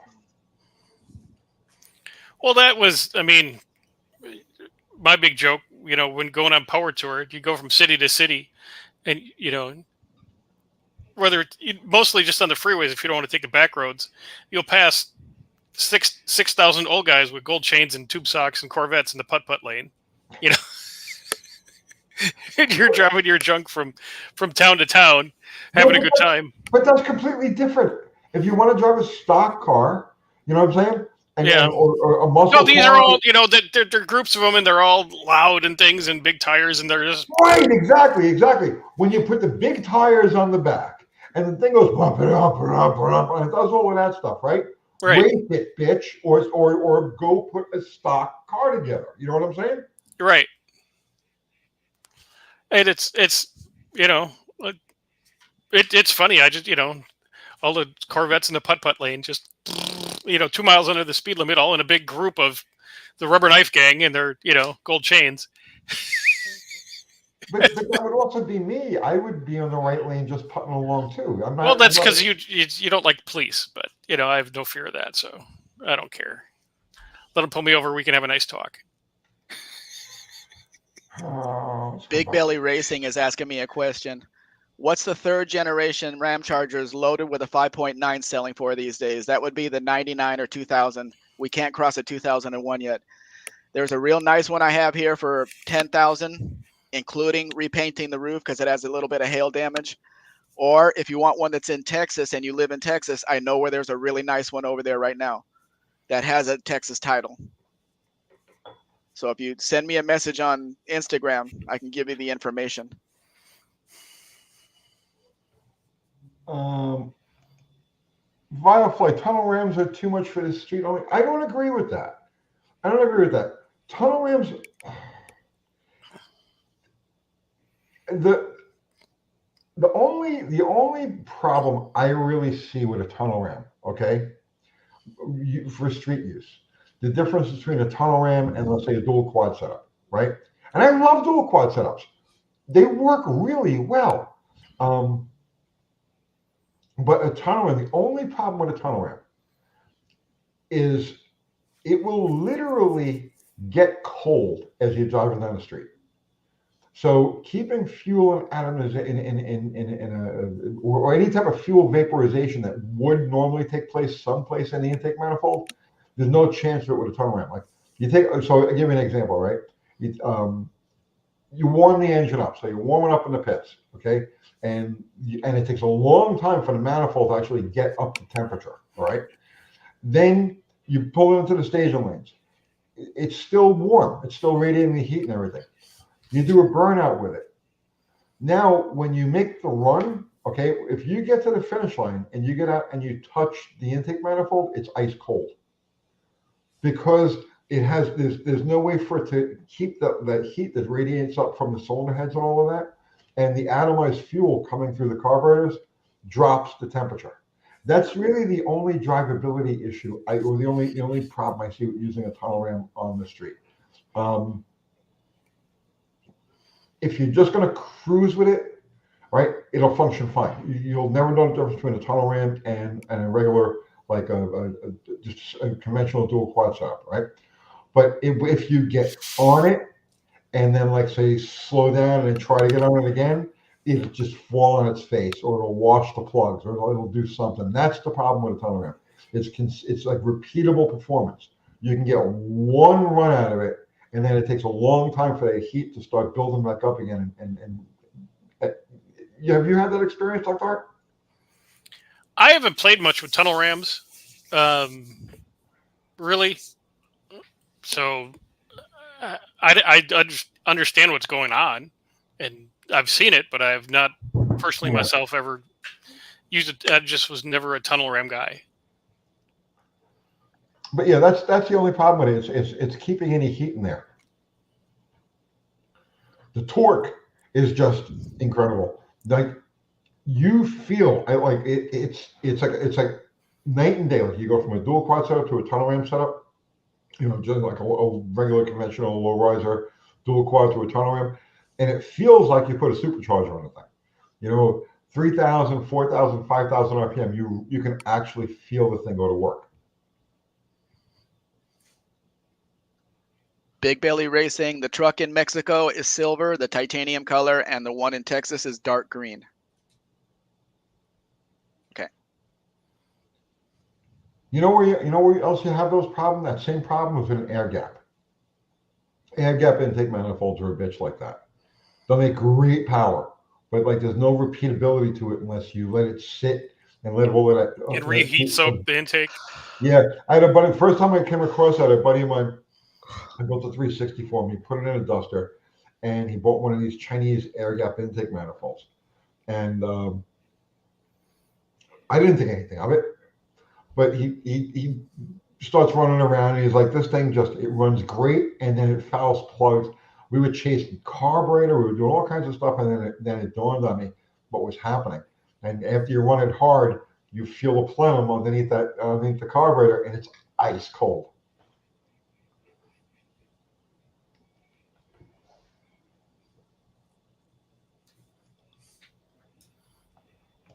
If I could, Tolerant did seem to foul plugs from the 2-lane blacktop 55. Mm-hmm. I'm gonna have to jump off here in a minute. It's 9:15. I gotta be somewhere in the morning. So yeah, well, we're gonna wrap it up in a couple of minutes anyway, Dr. Art. All right, I'll hang out then if we got. Yeah. We're gonna wrap it up here. Oh, Noah with the Harley again. Tony, the Harley ran and rode fine when parked. I haven't changed the primary oil yet. The first couple of takeoffs were fine. Took it for a ride. Fifth gear, hit the throttle, slipping every gear. Defective clutch.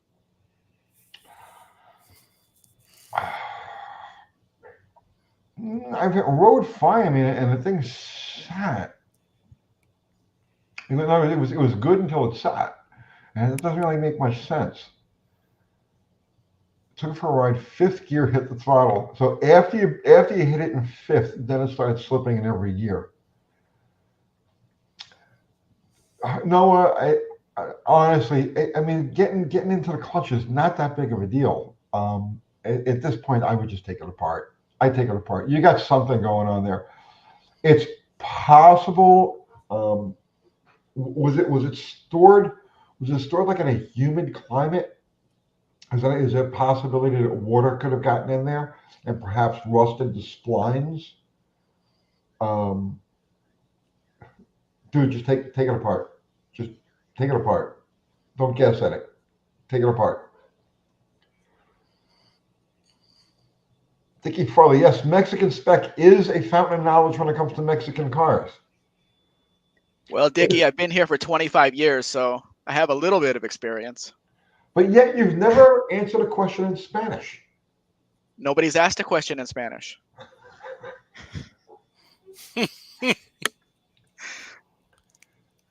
No, it was stored outside. Yeah, no, bro. Take it apart. Pull it apart. Just pull it apart. It's not that big of a deal.